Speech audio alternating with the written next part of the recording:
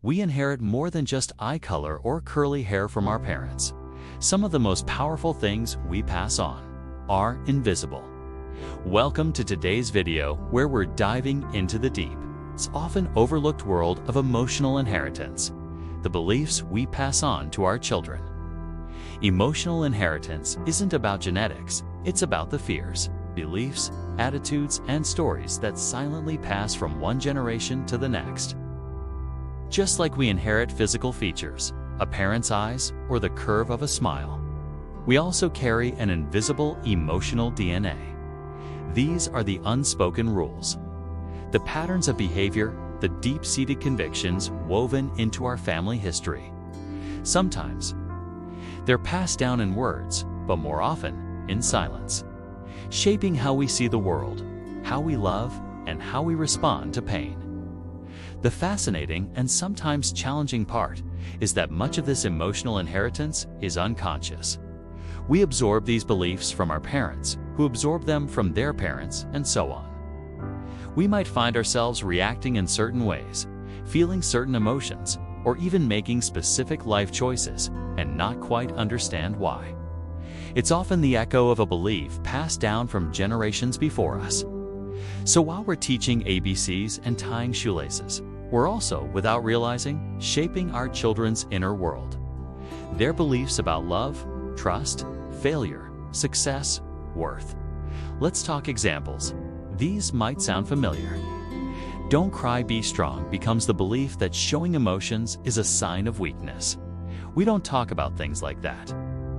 Teaches that vulnerability is unsafe and should be hidden. That's just how men, women are. Reinforces. Limiting stereotypes over self-awareness and emotional growth. Money doesn't grow on trees.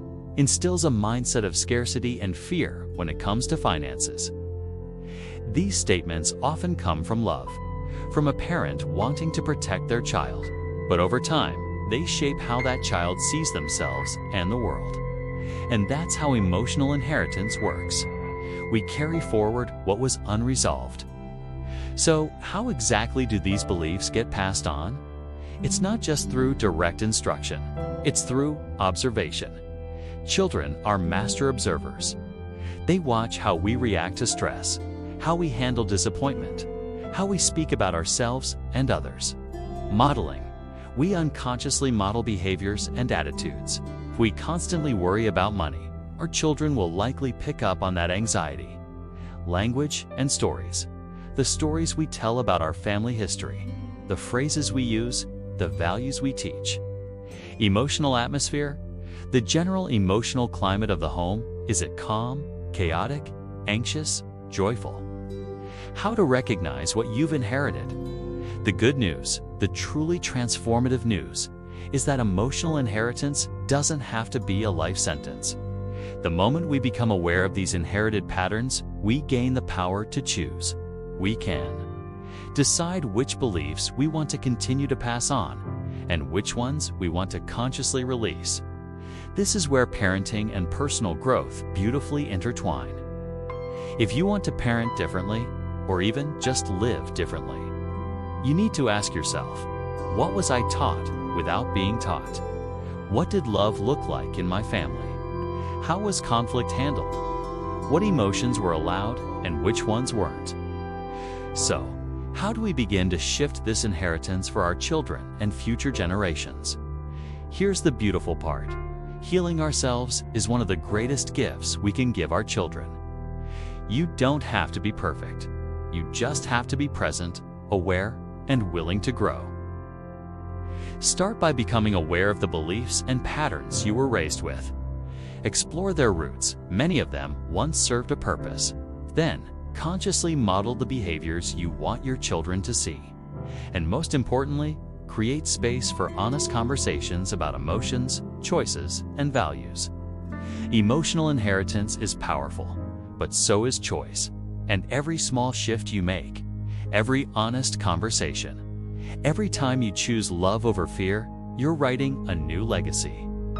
You're not just parenting your child, you're healing generations. And that is extraordinary. Take some time this week to reflect on your own emotional inheritance. What beliefs have shaped you? And what kind of emotional legacy do you want to intentionally create for your family? The journey of breaking cycles and building new ones is truly one of the most profound acts of parenting. Start by noticing the beliefs and patterns you grew up with. Not all of them are harmful. Some were rooted in love, protection, or wisdom. Still, it's worth asking, where did these beliefs come from, and do they still serve you today?